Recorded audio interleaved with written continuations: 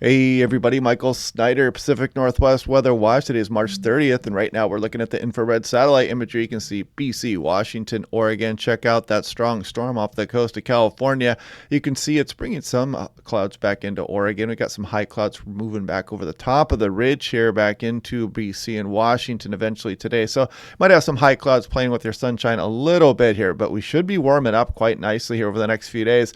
Our next weather maker here is this activity out north of the Aleutian Islands over the Bering Sea. That'll eventually be making its way over the ridge and back down to the Pacific Northwest. We'll look at those details as we go through the video this morning. Take a look at the visible satellite. You can see the high clouds moving down, the precipitation across California, some high clouds and mid-level clouds across Oregon as well. But it's going to be a nice day out there for those of you who are lucky enough to be in that sunshine, which should be most of us here across the Pacific Northwest.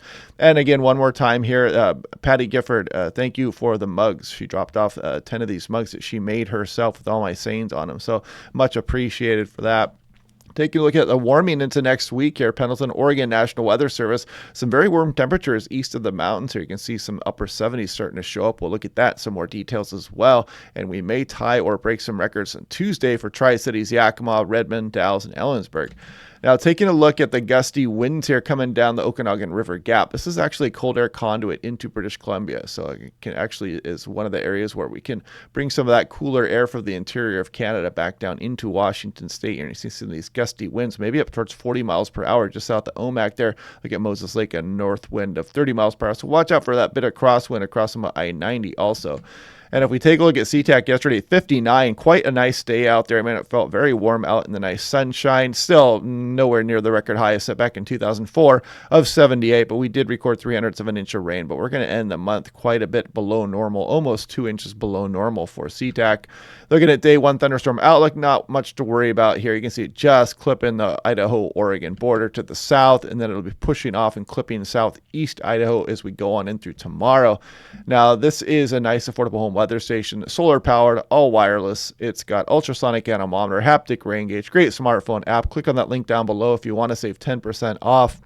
Now, looking at the high clouds today, I just want to kind of show you the storm system going there. And you can see some of these high clouds moving down as we go through the day today. This would be about 4 p.m. this afternoon.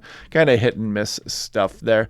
And then we're going to watch off into the future. As you can see, the next system start to get ramped up into British Columbia here. Then you can see this next cool trough trying to move down across the Pacific Northwest as we go on into the mid and end portion of this upcoming week. That's the next storm system we'll be watching. But we're going to have some nice warm days in the meantime. Let's take a wider look at things here. And as I mentioned, north of the Aleutian Islands, you can see that polar lobe here. There's Washington State. There's a storm off the coast of California. Put this into motion. Ridge hangs with us for a couple of days, but it is still just going to be early April. So it's not going to hang out for that long. And you can kind of see this polar lobe kind of get cut off there, and then it'll drop down some of the west coast here. Still some disagreement on just how this is going to unfold. And the weather models, of course, we're looking at 20 hours plus out. We'll be breaking that down day by day. If we look at 850 millibars at 5,000 feet, put it into motion, and you can see this warm up here that we're going to be going through. But then quickly, we're going to go through another pattern change. The pretty chilly upper level system rolls down across much of the west coast. That's the one we're going to be watching. And also, I believe that was the same one here. So let's look at the European 6-hour precipitation type. You can see maybe a couple showers as we go through today for very southern Oregon here. That system kind of sliding off to the easter as we go through Sunday afternoon, clipping southeast Idaho.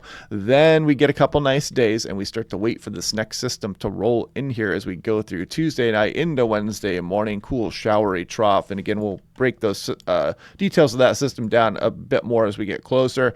Here's daily 2-meter max temperature. Check it out, up towards 60 degrees again today. Willamette Valley, mid-60s, some mid-60s east of the mountains. Getting a bit warm into southwest BC also. Here we go for Sunday, 60 degrees for SeaTac. Not bad. You can see Vancouver Island warming up as well. Look at Monday, just getting absolutely downright hot for some locations, relatively speaking, for this time of year.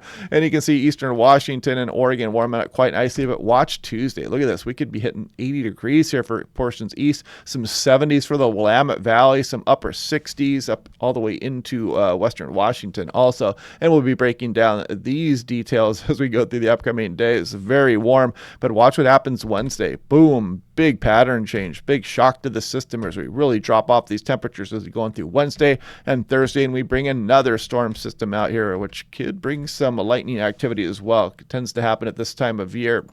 Now, taking a look at Spokane, look at the pattern change. You can see the warm up and the ramp up here as we go on in through Tuesday, and probably going to exceed some of these temperatures as well. This is kind of underdoing it, but it just kind of showing you the overall pattern here as we go through mid and end of next week as we really bottom out these temperatures yet again. Here's Seattle, Tacoma, something similar there as well. Now, looking at total snow and inches in the National Blended Models, we're going to scroll ahead here all the way out towards Wednesday. And if I back that back up, here we go on into Tuesday night. You see some of that snow starting to fly, or we go through the day Wednesday to Thursday morning.